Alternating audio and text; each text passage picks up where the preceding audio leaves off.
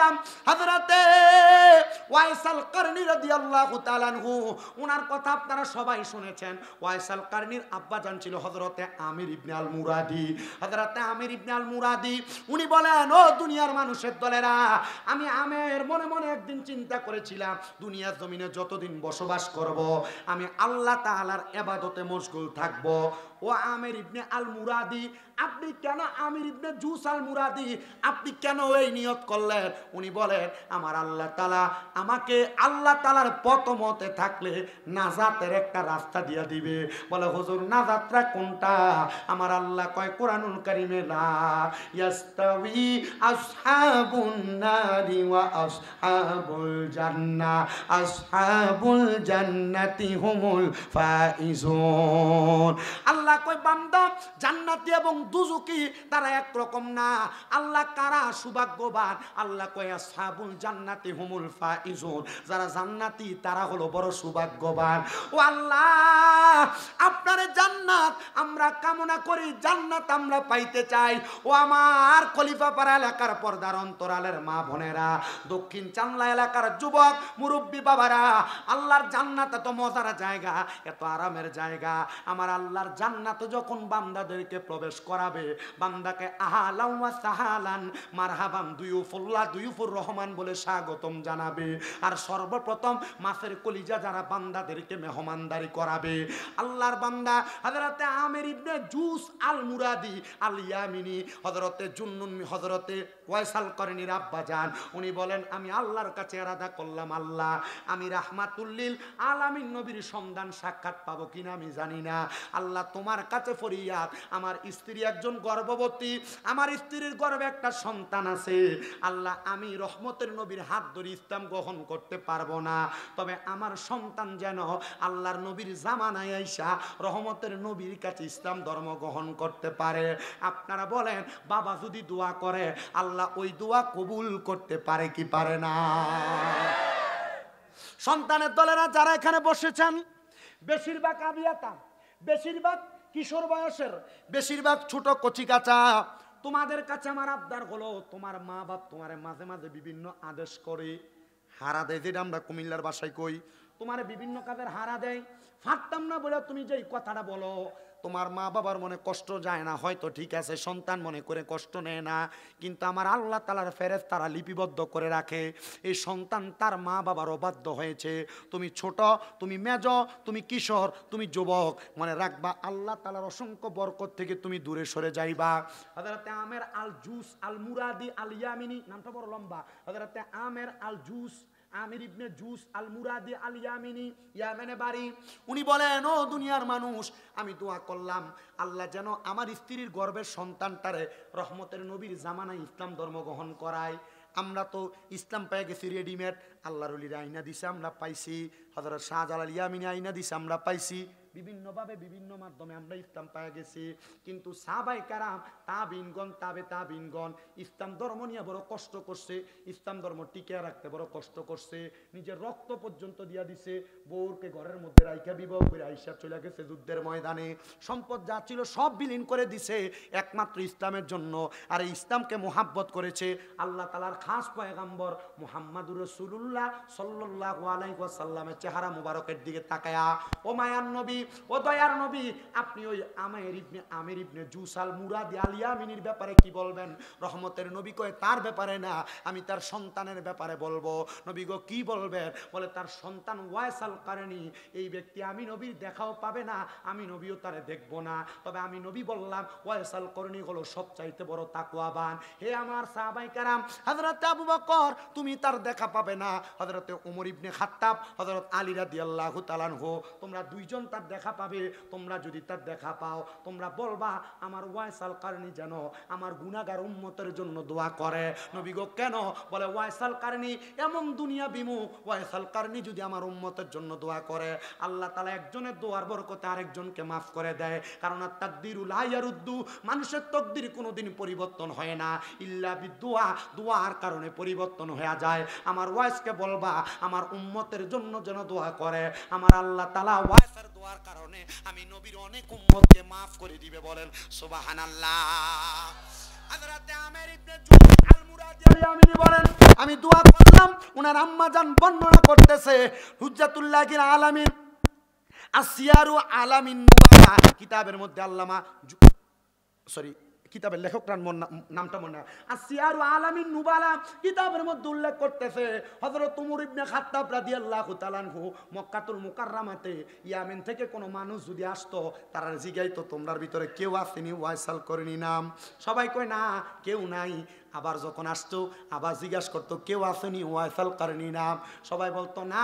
অনেক দিন জিজ্ঞাসা করতে করতে হযরতে উমর ইবনে খাত্তাব রাদিয়াল্লাহু তাআলা আনহুর সন্তান বলে, আমার আব্বা হঠাৎ করে ইয়ামেনের এক দেশযাত্রীকে প্রশ্ন করলেন, তোমাদের মধ্যে কেউ আসেনি ওয়াইসাল কারণী? একজন কয় আমি হইলাম ওয়াইসাল কারণী। বলে তুমি কি সেই ওয়াইসাল কারণী যার ব্যাপারে আমার নবী মদিনাতুল মুনাওয়ারা থেকে ঘোষণা করেছে আমার ওয়াইসাল কারণী তিনটা স্বভাবের কারণে ওয়াইসাল কারণে আমি নবীর যুগে ইসলাম ধর্ম গ্রহণ করে আমার দেখা পায় নাই। নবীর যুগে ইসলাম ধর্ম গ্রহণ করছে কিন্তু নবীর দেখা পায় নাই। সাহাবী হওয়ার সুযোগ ছিল কিন্তু খাত্তাবকে ডাক দিলেন, হযরত ওসমান জিন নূরেনকে ডাক দিলেন, হযরত আলী কাররামাল্লাহু ওয়াজহুকে ডাক দিলেন। নবী আমার ডাক দিয়া কয়, ও আবু বকর, তুমি আমি নবীর সে আশিকের সে দেখা পাবে না, তবে ওমর ইবনে খাত্তাব, ওসমান জিন নূরেন, আমার আলী দেখা পাবে। এই নাও একটা চাদর মুবারক আমি নবীর ওই প্রেমিকের জন্য হাদিয়া প্রদান করলাম। এই চাদরটা আমার আশিকের কাছে পৌঁছে দিবা, বলবা আমি নবী মুহাব্বত করে তাকে চাদরটা প্রদান করলাম। ওই চাদর ওয়াইসাল কারণীকে পৌঁছে দেওয়া হয়েছে রে মুসলমান। ওয়াইসাল কারণী বলে ওই চাদরটা জড়াইয়া আমি নবীর চতুর্থ খলিফা হযরতে আলী রাদিয়াল্লাহু তাআলা আনহুর সাথে সিফফিনের যুদ্ধে অংশগ্রহণ করেছি। আর সিফফিনের যুদ্ধের ময়দানে অংশগ্রহণ কইরা হযরতে ওয়াইসাল কারণী দুনিয়া থেকে বিদায় হয়ে গেছে।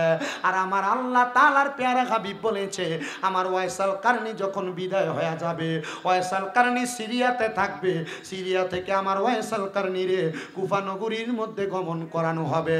ও মুসলমানেরা, কুফা নগরীতে গমন করাইছে রে ওয়াইসাল কারণীরে আমার নবী কেন না দেখেও মোহাব্বত করছে, না দেখেও তারে ভালোবাসছে। এটার একমাত্র কারণ ওয়াইসাল কারণীর ভিতরে তার আম্মা জানের বড় মোহাব্বত ছিল। কিন্তু তোমার ভিতরে তোমার মায়ের প্রতি কত মোহাব্বত আমি জানি না। বর্তমান সমাজ এমন নিকৃষ্ট, এমন পচা সমাজ হয়ে গেছে, বাইয়ে বাইয়ে ঝগড়া করে মা বাপরে জুদা করে দেয়, বাইয়ে বাইয়ে ঝগড়া করে মা বাপরে আলাদা করে দেয়। বউ কথার কথায় বলে তোমরা দুই তিন ভাই তুমি কিল্লেগা তোমার মা বাপরে একা ভাত খাওয়াও, এই কথা শুই না মা বাপরে জুদা করে দেয়। মা বাপ সকালে এক ঘরে ভাত খায়, দুপুরে এক ঘরে ভাত খায়, রাত্রে এক ঘরে ভাত খায়, এ সপ্তাহে ঘরে ওই সপ্তাহে ঘরে ভাত খায়। সন্তান চিন্তা করে দেখো, তোমার মা বাবার ঘরে তোমরা 5-7 জন ভাই বোন, কিন্তু তোমার মা বাবা তোমাদেরকে আলাদা করে নাই, তোমাদেরকে তোমার মা বাবা বড় আরামায়েশ করে খাওয়াইছে। এটার অন্য কোনো কারণ না। সন্তানকে মা বাবা বড় মোহাব্বত করে, কিন্তু তোমার ভিতর থেকে ওই মা বাবার মোহাব্বত কেমনে সরে গেছে রে আমি জানি না, কেমনে সরে গেছে আমি জানি না। আমি তোমাদের পায়ে হাত দিয়া বলবো, কেউ যদি ওই মা বাপরে জুদা করে দিয়া থাকো, আলাদা করে দিয়া থাকো, দেও আমার এই খলিফা পাড়ার যুবকেরা, আশেপাশে এলাকার যুবকেরা, তোমাদের পাও আমার সামনে দাও, আমি আমার জিব্বাটা দিয়া তোমার পাওটা পরিষ্কার করে দিব। তবু ওয়াদা করবা হুজুর আমি মারে জুদা করছি, আলাদা করছি, হুজুর আজকে এখান থেকে বাড়িতে যে মা বাবার পায়ে ধরে মাপ চাইবো। অনেকে চিন্তা করে হুজুর মাপ চাইবো দূরের কথা, আমি আমার মা বাবার কাছে মাপ চাইবো দূরের কথা, আমি তো 2 ঈদের সময় মা বাবার পা ছুঁয়া সালামি করি না। আর সালাম করা না, মাঝে মাঝে যদি সুযোগ পাও আম্মা আব্বার পায়ের মধ্যে চুমা দিবা। হুজুর শিরিক হবে না, বেদাত হবে না, না না না শিরিক বেদাত হবে না। আমি যেদিন শুনছি আম্মা আব্বার কদমের কাছে সন্তান যদি ছোট হয়, আমার আল্লাহ তাআলা ওই সন্তানের দাম মর্তবা বাড়ায়া দেয়। বলে হুজুর চুমা দেওয়ার কোনো দলিল তো পাই না। আরে আব্বুজি, নবীজি যখন মক্কা থেকে মদিনাতে হিজরত করে আসছে, আমার নবীর সাহাবাই কারামদেরকে নবী মোহাব্বত করেছে, কে কি চাও বলে বলেছিলেন। একজন সাহাবী কই, ইয়া রাসূলুল্লাহ আপনার কাছে আমি কোনো কিছু চাই না, তবে একটা জিনিস আমার চাহিদা, নবী আপনি যখন মদিনা থেকে আবার মক্কাতে যাবেন, নবী আপনার সাথী বানাইয়া আমারে আপনি মক্কাতে নিয়ে যাবেন। যাবেন। আমার নবী বলেছে, রে সাহাবী, ঠিক আছে, তোমাকে নিয়ে যাওয়া হবে মক্কাতে। এর 3 দিন 4 দিন পরে আমার নবী আবার রওনা করেছেন মক্কার উদ্দেশ্যে। ওই সাহাবীর কাছে কে জানি যে খবর দিছে, তোমার নবী তো তোমার ফেলাইয়া দিয়া মক্কায় চলে যায়। হাই রে, ওই সাহাবী ডাক দিয়া, আমার হাতে একটা পানির পাত্র ছিল, ফেলাইয়া দিয়া আমি দৌড়ে রহমাতুল্লিল আলামিন নবীর সামনে যে দাঁড়াইলাম আর বললাম, ফিদাকা আবি ওয়া উম্মি ইয়া রাসূলুল্লাহ, ও মায়ার নবী, আমার মা বাবা আপনার কদমে কুরবান হোক গো নবী। আমি কি এমন কোন অন্যায় করেছি যে অন্যায়ের কারণে আপনি আমারে ফালাইয়া দিয়ে একা মক্কায় চলে যান? নবী আমার কই, সাহাবী, কোন অন্যায় তুমি করো নাই, কিন্তু কেন রে, কেন তুমি এই প্রশ্ন করলা? নবী গো, আপনার সঙ্গে না আমার ওয়াদা ছিল আপনি মক্কায় যাওয়ার সময় আমারে নিয়ে যাইবেন। নবীজি মক্কায় যে নেন নাই, নবী নেন না কেন? আমার নবী কয়, গত 3 দিন তুমি মদিনা শরীফে নামাজ পড়তে আসো না। নবীজি, হ্যাঁ, বাড়িতে আমার আম্মা যেন সুস্থ অবস্থায় আছে, নবীকে আমি খবর নিয়েছি। আমি এই খবর পাইয়া আমি তোমার না নিয়া মক্কায় চলে যায়। ও নবী, আমি নিয়ত করেছিলাম আমি মক্কায় যাইয়া মক্কার চৌকাঠের ভিতরে চুমা দিব। আপনাদের দুয়ার বরকতে গত 3 মাস আগে আমি আমার এই ঠোঁটগুলা দিয়া মক্কার চৌকাঠে চুমা দিছি, আমি আল্লাহর কাবা ঘরের চাদরে চুমা দিছি, আমি এই ঠোঁটগুলা দিয়া 11 বার হাজরে আসওয়াদ পাথরে চুমা দিছি, আমি ঠোঁটগুলা দিয়া রহমতের নবী রওজা মুবারকে চুমা দিছি। নবী যেই মিম্বরে দাঁড়ায় দাঁড়ায় খুতবা দিত, ওই মিম্বরের মধ্যে খুতবা আমি দাঁড়ায় ওই মিম্বরের মধ্যে আমি চুমা দিছি। নবী যেই জায়গাটা রিয়াদুল জান্নাহ ঘোষণা করছে, আমি ওই জায়গায় দাঁড়ায় দাঁড়ায় নামাজ পড়ছি। মুসলমান ইমানদার, ও নবীর উম্মত, ওই সাহাবী ডাক দিয়া কই, নবী গো, আমি মক্কার চৌকাঠে চুমা খাওয়ার নিয়ত করেছিলাম। সাহাবী কই, ও নবী, আপনি আমারে আপনার সঙ্গী বানাইলেন না? নবীজি উত্তর দেয়, বাড়িতে মা জীবিত আছে? বলে, হ্যাঁ। বাড়িতে যাইয়া আম্মা জানের কদমে চুমা দাও, আমার আল্লাহ তাআলা তোমার জান্নাতের চৌকাঠে চুমা দেওয়া সওয়াব দিয়া দিবে। অনেকে চিন্তা করে, হুজুর, কেমনে আমি মা বাবার কাছে মাপ চামু? আমার শরম লাগে, লজ্জা লাগে। না রে সন্তান, লজ্জা শরম রাইখো না। আম্মা আব্বার কদমে চুমা দিলে তোমার দাম কমবে না, তোমার সম্মান কমবে না, তোমার ইজ্জত কমবে না। আম্মা আব্বার কদমে চুমা দিলে তোমার দাম আল্লাহ বাড়াইয়া দিব। এ সন্তান, অনেকে হয়তো মনে মনে ভাবতেছে, হুজুর, যাদের বাড়িতে আব্বা আছে তারা বাড়িতে যে বাবার পায়ে ধরে মাপ চাইবো, আমার তো আব্বা নাই, আমি কার পায়ে ধরে মাপ চাইবো? হুজুর, যাদের বাড়িতে মা আছে তারা বাড়িতে যাইয়া মার পায়ে ধরে মাপ চাইবো, আমার তো মা নাই, আমি কার পায়ে ধরে মাপ চাইবো? সন্তান, আব্বা আম্মা যদি দুনিয়াতে বাইচা না থাকে, আমি তোমাদের কাছে করজোরে আবদার করব, আখিরি মুনাজাতের মধ্যে রব্বির হামহুমা কামা রব্বায়ানি সগীরা ওয়া কুর রব্বির হামহুমা কামা রব্বায়ানি সগীরা বলে দোয়া করবা। মনে রাখবা, তুমি যদি দোয়া করার সময় তোমার চোখের মণিকোটার মধ্যে একটা মাছির মাথা পরিমাণ পানি ছাইরা দিয়া কান্দ, ওই পানি মাটিতে পড়ার আগে আমার আল্লাহ তাআলা তোমার মা বাবার জীবনের গুনাহ মাফ করে দিবে। কিন্তু তোমার মা তোমার ছাইরা দিয়া কবরের বাসিন্দা হয়ে গেছে, অনেক দিন হয়ে যায় তুমি তোমার মার চেহারা দেখো না, অনেক দিন হয়ে যায় তুমি তোমার আব্বা জানের চেহারা দেখো না। সন্তান রে, মনটা কি চায় না তুমি তোমার আব্বা আম্মার জন্য খাস করে একটু দোয়া করতে? মনটা কি চায় না আব্বা আম্মার চেহারাটা একবার দেখতে? আমি জানি না দক্ষিণ চাল্লা খলিফা পাড়ার পদ্মার অন্তরালে কত মাইয়ারা, ওই মাইয়ারা তাদের আব্বা আম্মার হারায়া আজকের মাহফিল শুনতেছে। এ মা, আবদার করি গো মা, তুমি যদি দোয়া করো আমার আল্লাহ তাআলা তোমার মা বাবারে মাফ করে দিব। জানেন নিরে আমার খলিফা পাড়ার বাবারা, বহু সন্তানের অপকর্মের কারণে আল্লাহ তাআলা তাদের মা বাবার কবরে আযাব দেয়। আজকে যে খলিফা পাড়াতে মাহফিল হইতে হইতেছে আপনাদের যাদের মা বাপ দাদা দাদি বংশের মানুষ কবরে, ওই কবরবাসীর রুহগুলাকে আমার আল্লাহ উন্মুক্ত করে দিছে। সন্ধ্যার পর থেকে ওই রুহগুলা মাহফিলের ডাইনে বামে সামনে পেছনে ঘুরতেছে। ভিক্ষুক যেমনে ভিক্ষা চায়, কবরবাসীগুলা আপনি যদি আপনার মা বাপরে কবরে দিয়ে আসেন, আপনার কাছে ভিক্ষা চাইতেছে, সন্তান আমি আব্বার জন্য একটু দোয়া করো না, তোমার দোয়ার বরকতে আল্লাহ আমি আব্বারে মাফ করে দিবে। ভালোবাসি তোমায় বাবা, বুকটা যে যাইছি রে, তোমার কথা হৃদয় মাঝে পড়ছে বারে বারে। বাবা তুমি কেমন আছো ছোট মাটির ঘরে, তোমার কথা হৃদয় মাঝে পড়ছে বারে বারে। বাবা গো ও বাবা, বাবা গো ও বাবা।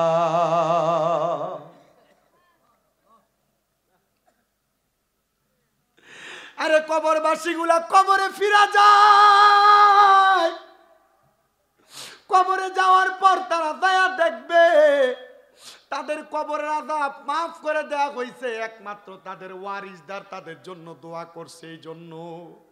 কিন্তু যারা মাহফিলে না আইসে এখনো বাড়ি করে ঘুমায়, যারা মাহফিল না শুইনা তাদের নিজের মতো করে সময় কাটায়, এদের আত্মীয় স্বজনরা কবরের ভিতরে ফিরা যায় দেখবে এদের কবরের মধ্যে আগের মতো আযাব অবস্থান করতেছে। আল্লাহ আমার পাশের জনকে মাফ করে দিছেন, আমারে কেন আপনি মাফ করেন নাই? আল্লাহর পক্ষ থেকে জবাব হবে, রে বান্দা তুমি এমন কোন ওয়ারিসদার দুনিয়াতে রাইখা যাও নাই যেই ওয়ারিসদার দুনিয়ার জমিনের ভিতরে তোমার জন্য দোয়া করবে। বর্তমান জামানার মানুষ তাদের সন্তানদেরকে কোরআন শিখাইতে চায় না, কিন্ডার গার্ডেনে পড়াইয়া কোরআন থেকে দূরে রাখছে। সন্তানের দল মনে রাখবা, এ সন্তানের মা বাবারা মনে রাখবেন, আপনি যদি আপনার সন্তানকে কোরআন না শিখান, আপনার সন্তান কাল ময়দানে মাশরে ফুলসেরাত পাড়ি দেওয়ার সময় আপনি বাপের বুকে পাড়া দিয়া ফুলসেরাত পাড়ি দিবে। হুজুর কেন এই কথা বললেন? এ সন্তানের দল, আপনি যখন কোরআন তেলাওয়াত করতে পারবেন না, ফুলসেরাতের পারে আপনারে প্রশ্ন করবে কোরআন তেলাওয়াত করো, তখন আপনি বলবেন আমার মা বাবা আমারে কোরআন তেলাওয়াত শিখায় নাই। তখন আপনি সন্তানের বাবাকে ডাক দেওয়া হবে, এ বাবা তুমি কেন তোমার সন্তানকে কোরআন শিখাও নাই? তখন ওই সন্তানের বাবা জবাব দিবেন, দুনিয়ার ব্যস্ততায় থাকার কারণে আমি আল্লাহ তাআলার কোরআন শিখাইতে পারি নাই। তখন ওই বাবার পা গুলা থাকবে এক পারে, হাতগুলা থাকবে আরেক পারে। সন্তানকে বলবে বাপের বুকটার মধ্যে পাড়া দিয়া ফুলসেরাতরা পাড়ি দাও। কেমনে সহ্য করবেন আমার বুঝে আসে না, কেমনে সহ্য করবেন বুঝে আসে না। তো যেই কথা বলতেছিলাম, একটা সন্তানের অপকর্মের কারণে আব্বা আম্মা কবরে জ্বলতে থাকে। হযরতে সাঈদ ইবনে মুসাইয়াব আল্লাহ তাআলার ওই বান্দা বলো এলাকার মসজিদের মধ্যে নামাজ পড়ে। সাঈদ ইবনে মুসাইয়াব বলে আমি নামাজ পড়তাম, ফজরের নামাজ পড়ে আমি নামাজের মুসল্লা থেকে ততক্ষণ উঠতাম না যতক্ষণ সূর্য উদয় না হইতো। আল্লাহর ওলি ডাক দিয়া বলে সূর্য উদয় হইলে আমি 2 রাকাত নামাজ পড়তাম, এশরাকের নামাজ। আমি এশরাকের নামাজটা পড়ার অবস্থা করার, এশরাকের নামাজ পড়ার জন্য আমি আরেকদিন সকালবেলা ফজর থেকে অপেক্ষা করতেছি। এমন টাইমে আমি লক্ষ্য করে দেখলাম আমার চোখে একটু ঘুম আইসা গেছে। যখন ঘুম চলে আসছে, ওই ঘুমটা চোখে নিয়ে আমি হঠাৎ করে নামাজের মুসল্লাতে সেজদার ভিতরে ঘুমায় গেছি। এমন টাইমে আমি বড় একটা বাজে স্বপ্ন দেখছি। আমি ঘুমের মধ্যে হঠাৎ করে দেখলাম একজন ব্যক্তি সুন্দর পোশাক পরা, মাথায় টুপি লাগানো, শরীরে পাঞ্জাবি পরা, সুন্দর পোশাক পরা, কিন্তু ওই ব্যক্তিটার নাভি থেকে পায়ের তালু পর্যন্ত আগুন ধাউ ধাউ করে জ্বলতেছে, আর নাভি থেকে মাথার তালু পর্যন্ত ভালো দেখা যায়। আমি ভয়ঙ্কর অবস্থা দেখা তার প্রশ্ন করলাম, এ বাবা আপনার অবস্থা কেন এমন? আপনারা তো আমি চিনি, আপনি আমার নিজের পিছনে নামাজ আদায় করেছেন, কিন্তু আপনার অর্ধেক শরীর আগুনে জ্বলতেছে, অর্ধেক শরীর ভালো আছে, এটার কারণটা কি? উনি চোখের পানিগুলা সাইরা দিয়া দিয়া কান্দে আর ডাক দিয়া কয় অন্য কোনো কারণ না, এ আমার অর্ধেক শরীর ভালো অর্ধেক শরীর আযাব হওয়ার কারণ হইল আমার একটা বেপরদা মেয়ে, আমার একটা বেপরদা মেয়ে। বলে কারণ কি বলেন? অন্য কোনো কারণ না রে, আমি যখন ইন্তেকাল করি আমার একটা মেয়ের বয়স ছিল মাত্র 13 বছর। আমার একটা মেয়ে আমার স্ত্রীর গর্ভে ছিল, বয়স ছিল 5 মাস বয়স। আমি ইন্তেকাল করার পরে আমার ওই বড় মেয়েটা আমার আদর্শ নিয়ে মানুষ হয়েছে, কোরআন পড়ছে হাদিস পড়ছে, বেপরদা ঘুরে বেড়ায় নাই।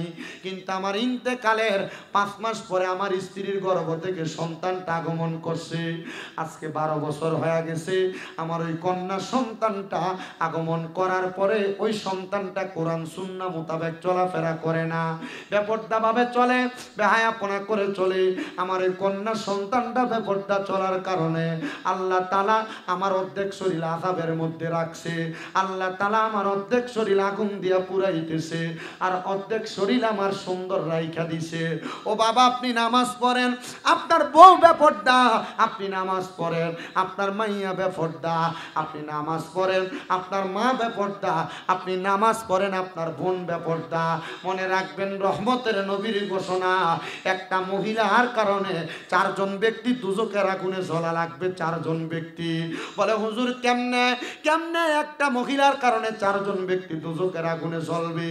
একটা সন্তান যদি তার মারে পর্দা না করায় তাহলে সন্তান এবং মা দুইজনে একই সাথে জাহান্নামের আগুনে জ্বলবে। কোনো ভাই যদি তার বোনকে পর্দা না করায় তাহলে ভাইটা তার বোনের কারণে দুজকের আগুনে জ্বলবে। আর তুমি ভাই তোমার বোনকে মোটর সাইকেলের পেছনে নিয়ে ঘুরো, তোমার এলাকায় গায়ে হলুদের অনুষ্ঠান হইলে তোমার বইনের নাচে, এটাতে বাধা দাও না। মনে রাখবা আল্লাহ তাআলার আযাব গজবের জন্য প্রস্তুতি গ্রহণ করো, আল্লাহর আযাব তোমাকে ছাড়বে না। 3 নাম্বার,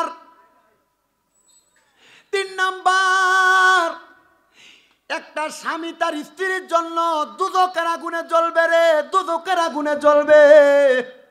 হুজুর কেমনে? কোন স্বামী বিবাহ করার পর যদি তার স্ত্রীরে পর্দা না করায় তাহলে ওই স্বামীটা তার স্ত্রীর কারণে দুজকের আগুনে জ্বলবে। এ সন্তানের দল, আপনারা যারা বিবাহ করেছেন আপনারা আপনার স্ত্রীকে অটোমেটিক ছেড়ে দেন। আপনার স্ত্রী কেমন করে চলে বেড়ায়, আপনার ছোট ভাইয়ের সামনে যায়, আপনি তারা বলতেছেন এটা তোমার ছোট ভাইয়ের মতো, কিন্তু নবী কয় একটা দেবর তার বাবির জন্য কাল সাফের মতো। কিসের মতো? ওয়াজ ভাল লাগে না? না এ ওয়াজ ভালো লাগতো না আপনার কাছে, কারণ অনেকে হিসাব করে দেখলে দেখবো আমার বউ বেফরদা, আমার জি বেফরদা, আমার মাইয়া বেফরদা, আমার ফুতের বউ বেফরদা। কথা কয় না খা। এ মুসলমান, আল্লাহর ওলি হযরতে সাঈদ ইবনে মুসাইয়াব বলেন, আমি আবার নামাজ আর পড়লাম 9 দিনের শাকের নামাজ। আমি রওনা করলাম, পুরা এলাকার মধ্যে তালাশ করলাম কে এমন ব্যক্তি যেই ব্যক্তি গর্ভে সন্তান রাইখা একটা দুনিয়াতে 13 বছর একটা মাইয়া রাইখা ইন্তেকাল করছে। পুরা বলক এলাকা তালাশ করছে, কোনো জায়গায় পায় না। হঠাৎ করে একটা ঘরের দরজার সামনে যায়, দেখে ঘরের দরজাটা বন্ধ। সালাম দিছে আসসালামু আলাইকুম ওয়া রাহমাতুল্লাহ, জবাব দেয় না। আবার সালাম দিছে আসসালামু আলাইকুম ওয়া রাহমাতুল্লাহ, জবাব দেয় না। 3 বার সালাম দিছে আসসালামু আলাইকুম ওয়া রাহমাতুল্লাহ। এমন টাইমে একটা মেয়ে বাইর হইয়া কিছু ময়লা পানি এভাবে মেলা মাইরা ফিক্কা দিছে আল্লাহর ওলির গায়ের উপরে। আল্লাহর ওলিরা কষ্ট দেন না, পীর মাশায়েখদের বিরোধিতা করেন না, আল্লাহর ওলিদের বিপক্ষে কথা বলেন না। আল্লাহর কসম করে আল্লাহর ঘোষণা, মানে আদালি ওয়ালিয়ান ফাকাদ আযামতুহু বিল হারব। যে ব্যক্তি আল্লাহর ওলিদের সাথে দুশমনি করে আল্লাহ তাদের সাথে যুদ্ধের ঘোষণা করে। আল্লাহর লগে যুদ্ধ করবা, ফেরাউন নমরুদের যেমনে মারছে জুতা দিয়ে বাইরে ইয়া তোমার এমনি মারবো। মরার সময় কুত্তা বিলের মতো মরবা, টের পাইতা না।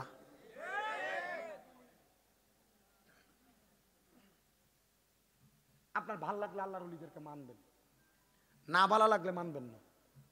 আবার আল্লাহর ওলিদের বিরোধিতা করার, মাজারের বিরোধিতা করার আমরার কিছু দোষ আছে। কিতা? আমরা বেরিয়ে দিয়ে গান করাই। কি আপনি মাতেন না কেন? কোন মারফুত যদি লেখা দেয় যে হ্যাঁ হুজুর অমুক আল্লাহর ওলি কইছে বেরিয়ে দিয়ে গান করানি জায়েজ, তারা আমি এই জায়গার ভিতরে বইয়া বলতেছি 1 লক্ষ টাকা দিয়ে আর ফরেন থেকে বাইরে। আজ পর্যন্ত কোনো আল্লাহর ওলি বইয়া দিয়া যায় নাই, কোনো মহিলা দিয়ে গান বাজনা করা যায়। তা আপনি কেন করেন? আপনার কারণে আল্লাহর ওলিদের বদনাম হয়। আমি লানত কামনা করি আপনার মতো ব্যক্তির উপর খোদার লানত পড়বে যদি আপনার কারণে বিন্দু পরিমাণ কোন আল্লাহর ওলির বদনাম হয়। আপনি নিজের মন সুখ করবার লেগে বেরিয়েতে, নাচ দেখবার লেগে আপনি বেরিয়ে দিয়ে গান করান, কথা কয় না কেন? তো এটা যদি করান আপনি নিজের ঘরে করাইয়েন, বাইট করাইয়েন, পিছন দিয়ে উরুস লিখেন না, কথা কয় না কেন? এদের কারণে দেখেন এই যে বিভিন্ন জায়গায় মাথারটি ভাঙতেছে, এদের কারণে ভাঙে, কথা কয় না কেন? আপনি গান বাজনা করবেন, বেরিয়ে দিয়ে না চাইবেন, বাউল গান করবেন, আর আপনার এই জায়গার ভিতরে মানুষ ছেড়ে দিব, আপনার বালা কইব, এটা আমি মানি না। শ্যামার কথা বলবেন আপনি, শ্যামা কাওয়ালি, শ্যামা কাওয়ালি করার মতো অবস্থা বাংলাদেশে এখন দেখি না আমি। শ্যামা কাওয়ালি আল্লাহর ওলিরা করছেন, কিন্তু শ্যামা কাওয়ালি যে করবে বেরিয়ে দিয়ে করতে তোমার কেডা কইছে? শ্যামা কাওয়ালি যে বেটা করে, এবারে দাড়ি কামাইয়া আল্লাহর একবারে সে শ্যামা করে, এমন সুন্নতের লোক খবর না শ্যামা কাওয়ালি করতেছে, কথা কন না?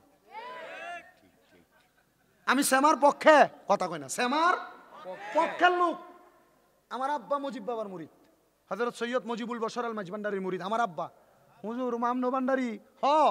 কিন্তু না, তরিকতের হক লাইন যেটা আমরা সেটাতে চলি। আপনি যদি বন্দামি করেন এটা আপনার দোষ, কথা কই না কেন? আপনার দোষের কারণে সব আউলিয়া কেরামের বদনাম হইব কি লিগা? তাহলে আপনার দোষের কারণে যেন আউলিয়া কেরামের বদনাম না হয়, এমন ভাবে চললেন, এমন ভাবে থাকেন। আল্লাহ বুঝার তৌফিক দেখ, আমিন কন। সবাই দুরূদ শরীফ পড়েন, আল্লাহুম্মা সাল্লি আলা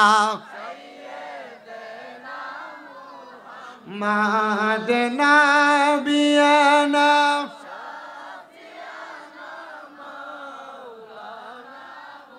আল্লাহর নূরে নবী পয়দা করে আনেতে ঘোষণা, হায়রে কদ জাআকুম মিনাল্লাহি নূর, তোমরা কোরআন খোলে দেখো না। আল্লাহুম্মা সাল্লি জুরে মাদনা বি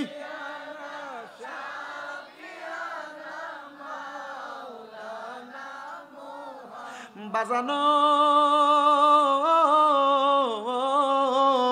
ও আমার খলিফা পাড়া এলাকার ভাই বাবারা বন্ধুরা, হযরত সাইদ ইবনে মুসাইয়াব বলে আমি যখন ওই ঘরের দরজার মধ্যে যাইয়া 3 বার সালাম দিলাম, আমার সালামের জবাব না দিয়া ওই মেয়েটা বাইর হয়ে আইসা আমার গায়ের মধ্যে ময়লা পানি ফিক্কা দিছে।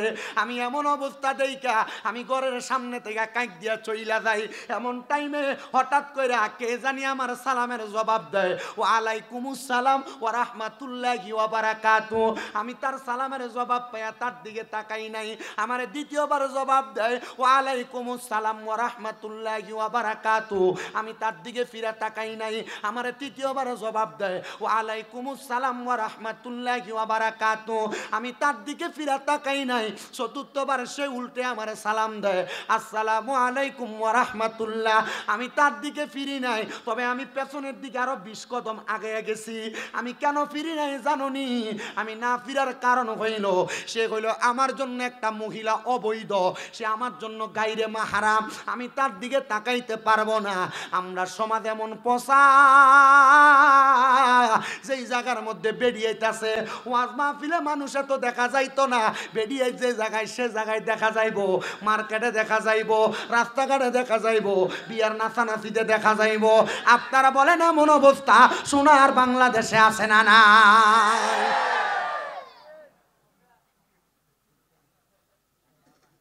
মানুষের ঘুম মনে ভাঙ্গে গেছে, যেমনি ঠিক করে চিল্লানি মারছে। আমার ওয়াজের সময় শেষ। আমি যতক্ষণ ওয়াজ করি আমার ওই মূল সময়টা শেষ। এখন যা দিমু মনে করবেন সব বোনাস। রাজি আছেননি? বোনাস নিবেন আপনারা? বোনাস নিতে অসুবিধা আছে? নবীর প্রেমে দেব সাঁতার রহমতের সাগরে, নবীর প্রেমে দেব সাঁতার রহমতের সাগরে, গোলাম জেনে নেন গো নবী আপনারই দরবারে, গোলাম জেনে নেন গো নবী আপনারই দরবারে, নবীর প্রেমে দেব সাঁতার, নবীর প্রেমে দেব সাঁতার রহমতের সাগরে, গোলাম জেনে নেন গো নবী আপনারই দরবারে। জবান খুলে জোরে জোরে কোন আল্লাহু আকবার। আমার মুসলমান, আল্লাহর ওলি সাইদ ইবনে মুসাইয়াব বলে আমি তার দিকে ফিরে তাকাইলাম না, আমি বললাম মা আপনি যে আমার সালামের জবাব দিলেন, ওই মেয়ে আর আপনি কে হন? বলে সে আমার ছোট বোন, আমি তার বড় বোন। বলে মা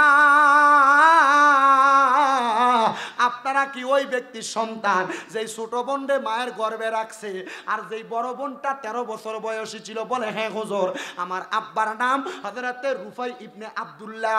আমার আব্বা দুনিয়া থেকে বিদায় হয়ে গেছে, আমার আব্বা জান বিদায় হওয়ার পরে আমার এই ছোট বোনটা জন্মগ্রহণ করছে।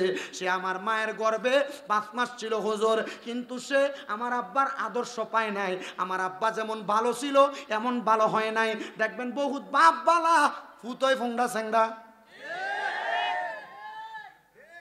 হয় না? এই ফুতের কারণে বাপের ইজ্জত নষ্ট হয়, ধ্বংস হয়, হয় না? এটার কারণ কি জানেন? আপনার কাছে কতলা কথাও আছে,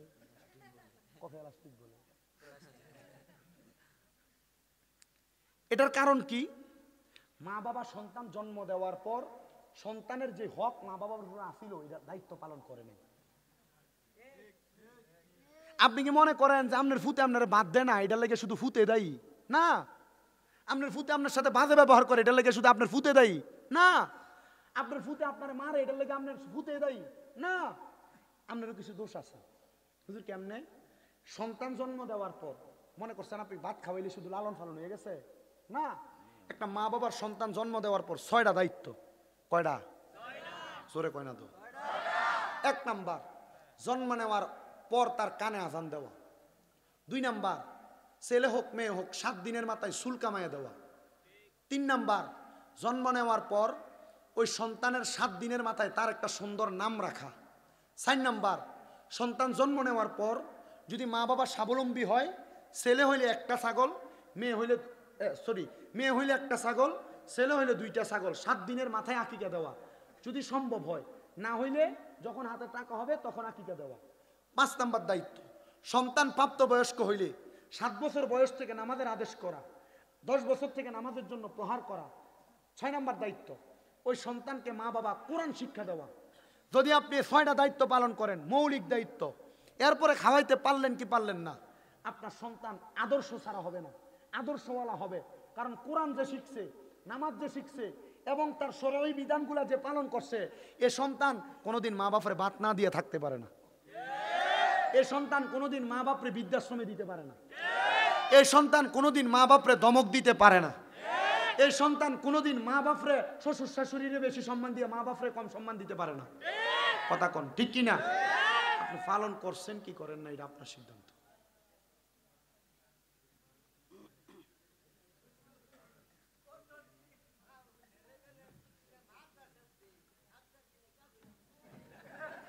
আপনি কত কারণ খারিয়া কোন খারুইয়া কোন খারুইয়া কোন কি দইছে কোন কারণ কোন কারণ মাদ্রাসা দিলে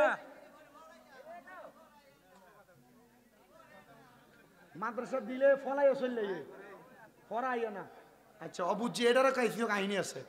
আমরা সমাজে মানুষ মাদ্রাসার দিয়ে কোন ফলাটারে জানেননি, যেটা একটু যাবা, যেটা একটু একটু লুলা, যেটা মোটামুটি কথা আইয় না, এটারে নিয়ে দেয় মাদ্রাসা। আপনি কথা কন না কেন? আর এটা মোটামুটি একটু ফুক্ত, এটা নিয়ে সায়েন্সে ভর্তি করা। আবার দেখবেন বর্তমানে ফয়সালারা মোটামুটি কোরআনে হাফেজ বানায় বা মাদ্রাসায় পড়ায়, কিন্তু বহুত ফয়সালারা এদের ফোলাফাইনের মাদ্রাসায় পড়ে না, কিন্তু মোল্লাগিরি করবো, 100 টাকা হাদিয়া লইব, 100 টাকা দিয়ে না, আমরার মতো হলে মোটামুটি 50-60 হাজার টাকা কামাই করতো না। কথা কয় না কি লেগে? আপনারা দুয়ার বরকত, আমার এখন 6-6টা মাদ্রাসা চলে। আমি হিসাব করে দেখছি 1170 জন আমার মাদ্রাসার পোলাপান আছে। এটা আমাদের মাদ্রাসার আমাদের এই বড় ভাই, উনি একজন মুফতি প্লাস মুহাদ্দিস। আমার শুধু আজকে আমার লগে একটু দূরে আইছে, মাঝে মাঝে আবদার করে আমার লগে আনি, কিন্তু বেটার একজন ভাত খাওয়াইছি না। আমি চিন্তা ছিল, মনে করছি আইয়া লগ খামু, সাথে সাথে দৃষ্টি দিই, যতক্ষণ হুজুরে আমার বয়ে ওয়াজ করছে ততক্ষণে ভাত খাওয়া যেত। আমি ওনারা আমার সাথে নিয়ে আসছি, ভাতরি রেডি করেন, তরকারি গরম করেন, যারা করে খানা। উনি উনি উনি নিজে নিজে আমাদের একটা মাদ্রাসা উনি নিজে মালিক, নিজে পরিচালনা করে। উনি যেভাবে পরিচালনা করে হেবেটার কাছ থেকে ফুলাইন ভাগ ধরে না, উল্টা বেটারে একটা ফুলাইন মোটামুটি ডর হিনতে তার যে ফুলাইন ভাগ্যা যা কুমিল্লা চকবাজার নূরপুর তাফিজুল কোরআন মাদ্রাসা নিয়ে দিয়ে গেল। আমার এনে জেলখানার মতো বাগনের লাইন নেই, মানে আপনি তো নিয়ে দেন আল্লাহর রস্তিয়ে ফরানের লেগিয়া। মনে রাখেন আল্লাহর রস্তিয়ে ফরানের লেগে যারা যারা দেন, আল্লাহর রস্তি দান সৎকার টেহা দিয়ে ফটতে ফটতে ফোলা সিনার থেকে এলেমে নূর জায়গা। কথা বুঝছেন? এটা দেখেন না বিভিন্ন জায়গায় মাদ্রাসার ফুলামেন্টে দিয়ে এমনি খাওয়াই, খালি খাওয়াই। এটা মাদ্রাসার দোষ না, তো দোষ সামনের। আমনেও তো সান আল্লাহর রস্তে ফরাইতেন, আপনার ফুতের পিছনে 2-3,000-4,000 টাকা যদি খরচ করে একটা বালা মাদ্রাসায় দিতেন, এ ফুতের কি দিয়ে খোঁজাই তো? কথা কয় না খা, মানে আপনি তো দেন হুজুর আমার সমর্থ নাই হুজুর, নিজে কিন্তু বালা বালা মাশাআল্লাহ লুঙ্গি ডি একবার বালা বালা ডিফিন দেয়, মাসে মাসে ডিজবেল কিন্তু ঠিক মতো দেয়, ওয়াইফের বিল ভালো মতো দেয়, কিন্তু ফোলার মাদ্রাসার বিল আর মুক্তবির বিল ঠিক মতো দেয় না। এ ফুতে মা বাপের মুড়িয়াইব, এটাই ঠিক। আপনার কষ্ট হইতেছে? আমি 2-3 মাহফিলের ওয়াজ মনে 1 ঘন্টাতে করছি আপনাদের কাছে, অনেকগুলো ওয়াজ আমি আপনাদের কাছে প্রকাশ করছি, আমি চেষ্টা করছি। আর ওয়াজ হয়েছে এইটা যখন প্রথম যেদিকে দুইছি এটা হচ্ছে মূল ওয়াজ। মেম্বার আসেনি? মেম্বার আছেন আপনারা? বইয়েন মাশাআল্লাহ। কি হয় বেটা কয়টা টোয়া?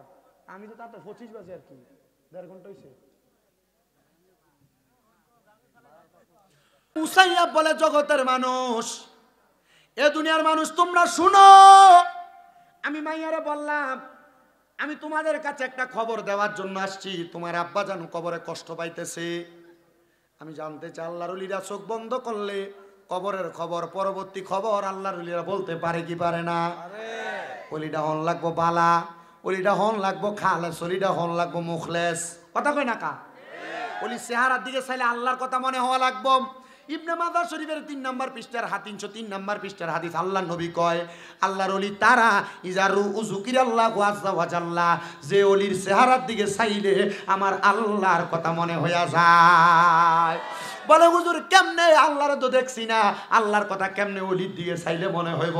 আরে আল্লাহর ওলির ঈমান, আল্লাহর ওলির আখলাক, আল্লাহর ওলির আমল দেখলে মনে হইবে এটা আল্লাহওয়ালা ব্যক্তি। হ্যাঁ, এটাই আল্লাহ পর্যন্ত পৌঁছাইতে পারবো। আল্লাহ পর্যন্ত পৌঁছাইতে পারলে তোমার অন্তরটাও ঠান্ডা হবে। জন্য আসে কয় ওরে দুনিয়ার মানুষ তোমরা শোনো, ওরে কলব জিন্দা হয়ে যাবে, এলমেলাদুনে হাসিল হবে। আরে কলবে জিন্দা হয়ে যাবে, আরে এলমেলাদুন হাসিল হবে। আইরে নিজের মাঝে দেখতে পাবি স্বয়ং রাব্বানা, আইরে নিজের মাঝে দেখতে পাবি স্বয়ং রাব্বানা। ঘুমায়ও না মায়ের ঘুমে আশেক জামানা, আইরে আখের জামানা। জবান খুলে জোরে কোন আল্লাহু আকবার। এ মুসলমান ইমানদার রে, আল্লাহর ওলি ডাক দিয়া কয় মা আমি দেখছি গো তোমার আব্বা জানের অর্ধেক শরীর আযাব, অর্ধেক শরীর ভালো। আমি এখন বুঝতে পারছি আল্লাহ তাআলা তোমার আব্বা জানের অর্ধেক শরীর ভালো রাখছে তুমি বড় মাইয়ার কারণে, আর অর্ধেক শরীরে আযাব দিছে এই ছোট মাইয়ার কারণে। ছোট মাইয়ার এই কথাটা শোনার সাথে সাথে একটা লাফ দিয়া সাইদ ইবনে মুসাইয়াবের পা গুলার মধ্যে আঞ্জা করে ধরছে। হুজুর যেই বাপের জন্মের পরে দেখছি না, যেই বাপের সাক্ষাৎ পাইছি না, যেই বাপরে একবার বাপ কইয়া ডাকতে পারছি না, আমার বাপে বুঝি আমার কারণে কবরের আযাবে জ্বলতাছে। হুজুর গো আমি আর কোনোদিন ব্যাপারটা চলতাম না, বেহায়াপনা করতাম না। হুজুর আপনি বলেন না আমি কেমনে দুনিয়াতে চলতাম? হুজুর কয় মহিলা, একটা মহিলা মানুষ 60টা কাম করলে জান্নাতে যাইতে পারে। এ চাংলা এলাকার খলিফা পাড়ার মা বোনেরা একটু মনোযোগ দিয়া শোনো, একটা মহিলা 4 কাম করলে জান্নাতে যাইতে পারে। 1 নাম্বার, কোন মহিলা যদি নিয়মিত নামাজ পড়ে, 2 নাম্বার নিয়মিত রোজা রাখে, কোন মহিলা যদি নিজের লজ্জাস্থানের হেফাজত করে, 4 নাম্বার স্বামীর আদর্শ অমান্য না করে, ওই মহিলা জান্নাতে যাইতে পারবে সহজ। আমরা বেটারা জান্নাতে যাওয়ান কঠিন, কিন্তু বেডিয়ের জান্নাতে যাওয়ান সহজ। 4 কাম করলে মহিলা জান্নাতি। 1 নাম্বার নামাজ, 2 নাম্বার রোজা, 3 নাম্বার লজ্জাস্থানের হেফাজত, 4 নাম্বার স্বামীর আদর্শ মানা। কিন্তু আমরা সমাজের বেডিয়ে জামাই যদি কয় এমনে হেভি করে কথা কয় না কা বেরিয়ে জামাইরে অমান্য করে, এমন বেরিয়ে আছে না নাই? মহিলা জান্নাতে দাম আটকে দেবো, সাবধান। জামাই তোমার কাছে 1 গ্লাস পানি চাই, তুমি দাও না, পরে বেটা লগের বাবির কাছে যে 1 গ্লাস পানি দেন না, বেটি লেবুর রস সিপ পেন না দেয়, তখন আর বেটি আর ভাল লাগে না, এখন ভাল লাগে বাবি ধরে। তো জামাই খারাপ হওয়ার পিছনে বেটির দোষ আছে না নাই? তুমি দিনের বেলা ঝগড়া হলে তুমি অন্যদিকে মুখ ফিরে হইতে দাও, তো জামাই তো অন্য বেটির দিকে চাইবো। আল্লাহর নবী কইস এবারে উঠতে থাকা কি তো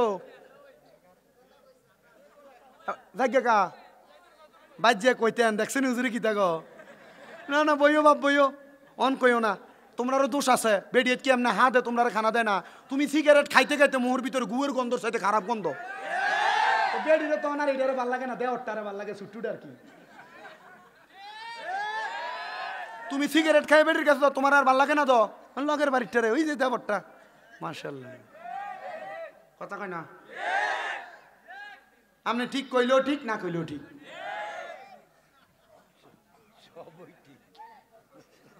আপনি চিন্তা করতেছেন না ওয়াজটা যে হইব না।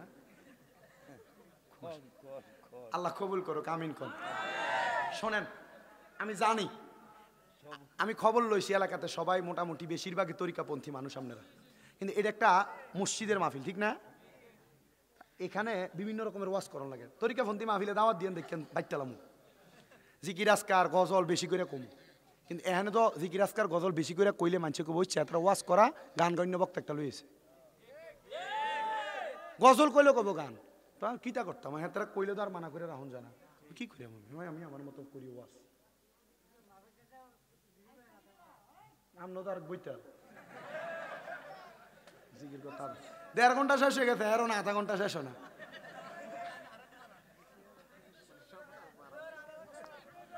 তো বেরিয়ে জামাইয়ের কথা শুনুন লাগবো নি না? আপনারা ফানি দিতে দেরি হইলে আমি গাল বেড়ে খিছেন।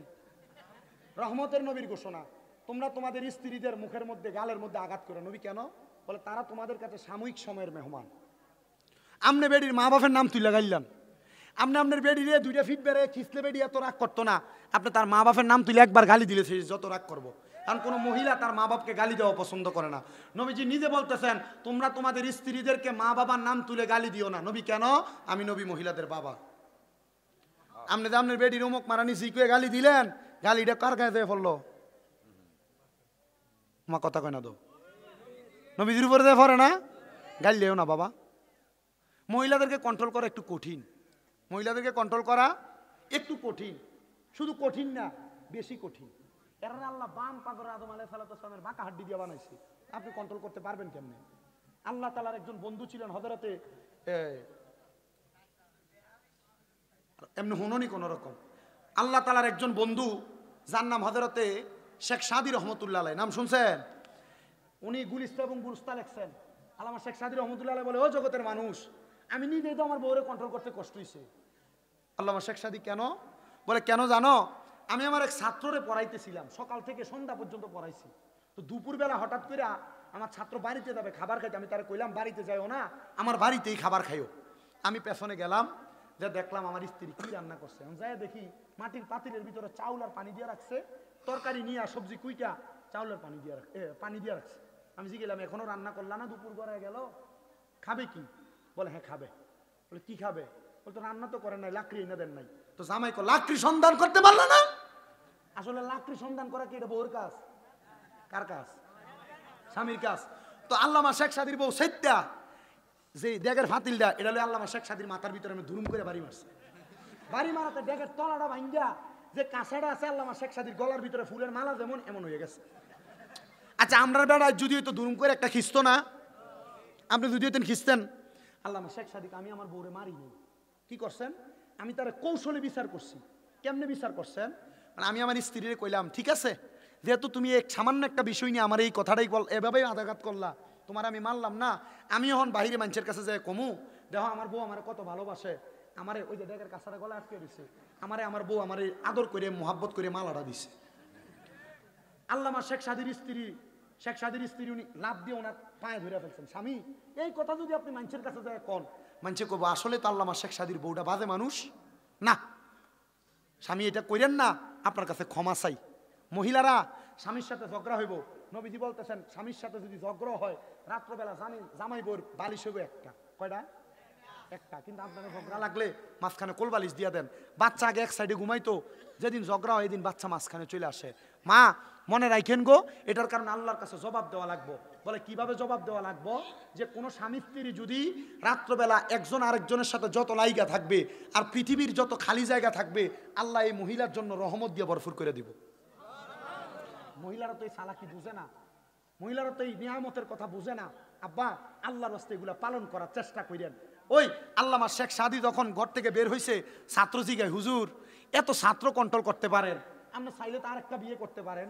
আল্লামা শেখ সাদি উত্তর দেয়, বাবা আরেকটা বিয়ের কথা কইলা, 3টা শয়তান ফালতে পারি না, তুমি বলা 5টা শয়তান ফালতে।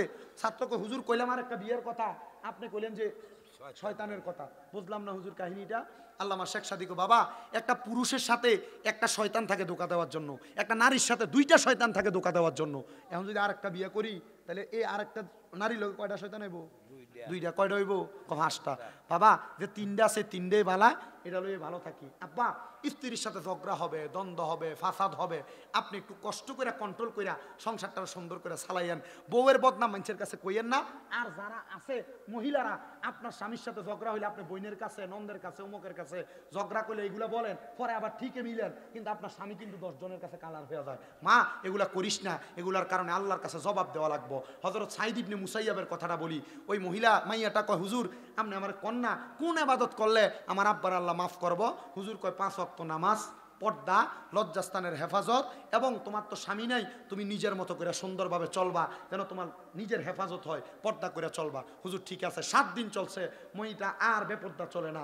7 দিনের মাথায় সাঈদ ইবনে মুসাইয়াবের কাছে যে কই, হুজুর আপনার কাছে ফরিয়াদ, ও হুজুর আপনি কন্যা আমার আব্বা কেমন আছে? হুজুর কেমন আরেক বিপদে ফেলাইছে। আমি এশরাকের নামাজ পড়তে যাইয়া তার বাপেরে দেখছি, কিন্তু এখন তো আর দেখি না। মনে রাখবেন আপনারা যারা স্বপ্ন দেখেন, মারে বাপরে দাদা দাদিরে, স্বপ্ন তাকে দেখানো হয় যাকে স্বপ্ন দেখাইলে ওই মৃত ব্যক্তির উপকার হবে। স্বপ্ন দেখলে সাথে সাথে তার লেগে দোয়া করবেন। কি করবেন? হুজুর দিয়ে ফরাইতে পারেন আর না পারেন, নিজে একটু দোয়া করে নেবেন। করলে কি হইব? আল্লাহ আপনার দোয়ার বরকতে তারা মাফ করবো। বলে হুজুর দোয়া দিয়ে লাভ হইব কি? আল্লাহ নবী বলতেছে, একটা মৃত ব্যক্তির জন্য কোনো জীবিত ব্যক্তি যদি দোয়া করে, সমুদ্রের মাঝখানে একটা লোক ডুইবা যাইতেছে, হঠাৎ নৌকা যায় তারা উদ্ধার করলে সে যত খুশি হয়, একটা মৃত ব্যক্তির জন্য দোয়া করলে সে তার থেকে বেশি খুশি হয়। আমরা সমাজ আপনার শিক্ষা দিতেছে, জানাজার নামাজ পড়ছো তাড়াতাড়ি লাশ মারি দিয়ে দোয়ার দরকার নেই। আল্লাহ নবী কই, ইদা সাল্লাইতুম আলাল মাইয়িতি ফাকলিতুলাহু দুআ, যখন তোমরা জানাজার নামাজ পড়ো তখন তার জন্য দোয়া করো।